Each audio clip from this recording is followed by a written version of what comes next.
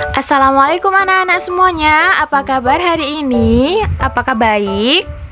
Hari ini bersama Bu Farida kita akan belajar tentang materi magnet kelas 5. Disimak dan diperhatikan baik-baik ya anak-anak.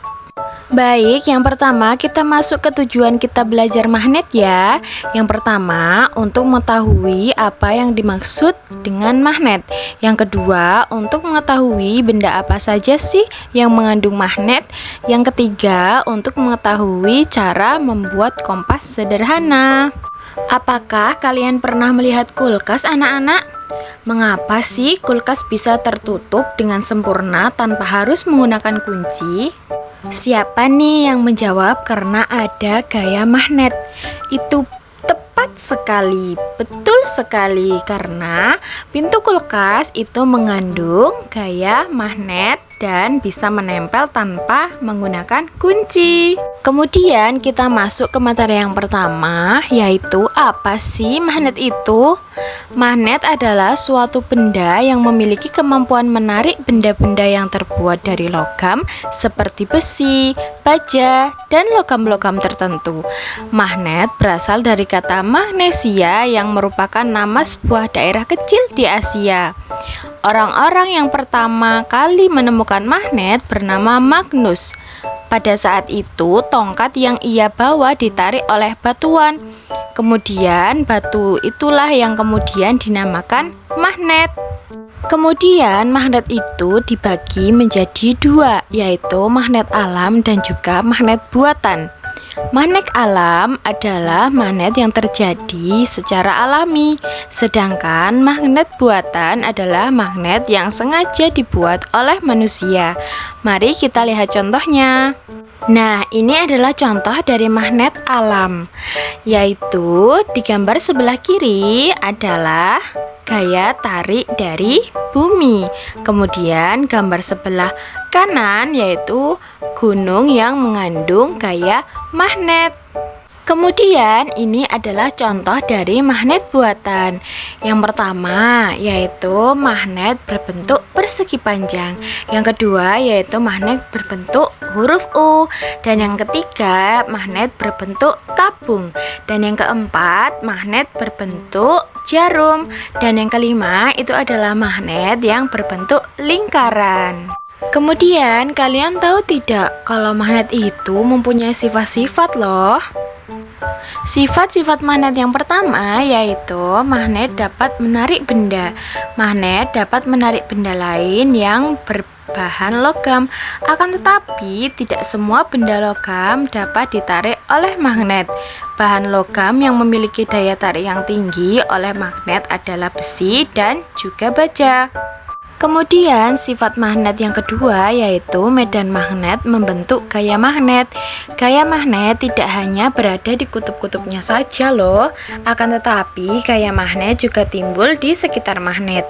Daerah yang di sekitar magnet yang memiliki gaya magnet disebut juga dengan medan magnet. Kemudian sifat magnet yang ketiga yaitu magnet memiliki dua kutub, yaitu kutub selatan dan kutub utara. Yang selanjutnya yaitu sifat-sifat magnet yang nomor 4, di mana kutub magnet sejenis akan tolak menolak dan kutub magnet tidak sejenis akan tarik menarik. Sama halnya dengan gaya listrik, gaya magnet juga berupa tarikan dan tolakan. Jika kutub yang sama didekatkan, maka akan saling tolak menolak, dan jika kutub yang berbeda yaitu utara dan selatan didekatkan, maka akan saling tarik menarik. Kemudian sifat-sifat magnet yang selanjutnya yaitu sifat magnet dapat hilang. Sifat magnet akan menghilang atau melemah karena beberapa penyebab, misalnya terbakar, jatuh, secara terus-menerus, dan lainnya. Berdasarkan sifatnya, magnet dapat dibagi menjadi dua, yaitu yang pertama paramagnetik, di mana paramagnetik adalah bahan yang bisa ditarik magnet, tetapi tarikannya lemah. Beberapa contoh bahan paramagnetik adalah tembaga, kaca, kayu, dan aluminium. Yang kedua yaitu ferromagnetik, di mana ferromagnetik adalah bahan yang bisa ditarik oleh magnet dengan kuat. Contohnya besi, baja, nikel, dan kobait. Bahan ini juga bisa menjadi magnet. Yang selanjutnya yaitu diamagnetik, di mana diamagnetik adalah bahan yang jika didekatkan ke magnet, maka magnet akan menolaknya. Contohnya adalah emas dan timah hitam. Kemudian kita akan belajar cara membuat magnet, di mana cara membuat magnet itu dibagi menjadi beberapa hal. Di sini nomor 1 adalah induksi. Dengan cara menempelkan benda yang terbuat dari logam atau besi atau baja dengan magnet, benda tersebut akan memiliki sifat magnet yang sementara. Jika magnet dilepas, maka sifat kemagnetan akan hilang. Kemudian dengan cara menggosok, batangan besi atau baja bisa bersifat magnet jika digosokkan ke magnet.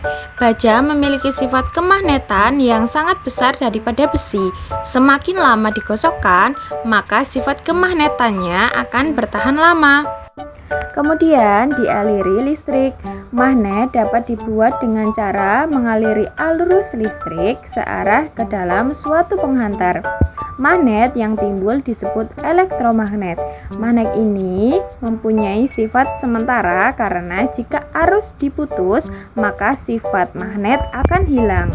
Yang selanjutnya kita akan belajar tentang manfaat magnet dalam kehidupan sehari-hari. Manfaatnya yang pertama yaitu ujung gunting untuk memudahkan dalam mengambil jarum jahit. Yang kedua yaitu bel listrik untuk menggerakkan pemukul lonceng. Yang ketiga yaitu papan catur agar buah catur tidak mudah terguling. Yang keempat yaitu kompas sebagai petunjuk arah utara dan selatan. Yang kelima yaitu dinamo sepeda dan generator untuk membangkitkan tenaga listrik.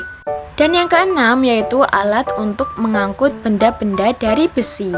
Bu Farida contohkan di mana ada kompas yang pertama, kemudian ada sepeda listrik, yang ketiga yang di bawah yaitu ada dinamo, kemudian yang sebelahnya dinamo itu ada papan catur, dan kemudian ada gunting yang ujungnya ada magnetnya.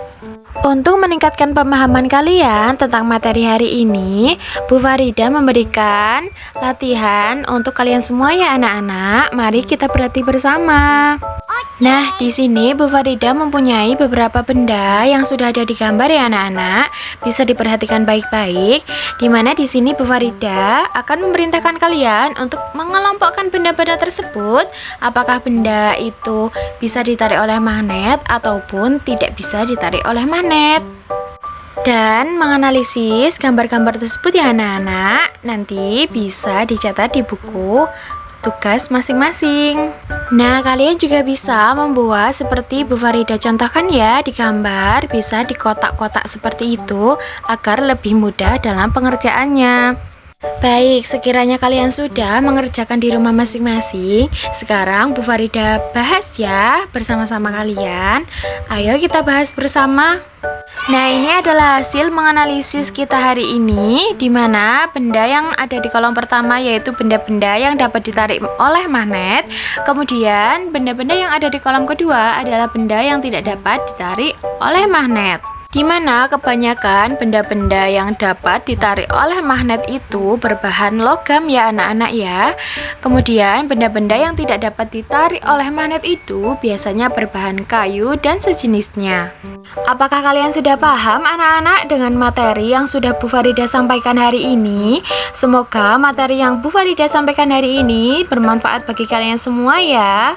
Sekian dari materi hari ini. Mungkin itu saja yang dapat Bu Farida sampaikan. Dan banyak salahnya mohon maaf. Kita berdoa menurut kepercayaan masing-masing ya. Berdoa dimulai. Sekian dari Ibu. Wassalamualaikum warahmatullahi wabarakatuh. Bye-bye.